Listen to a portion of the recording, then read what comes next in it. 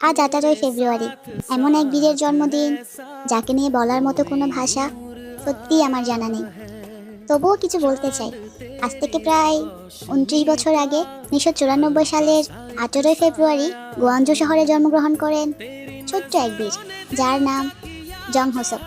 আমাদের সেই ছোট্ট বীর জং হোসেপ থেকে ভিটিএসের উজ্জ্বল এক রত্ন জেহোপ হয়ে ওঠার গল্পটা ছিল অতি কষ্টের।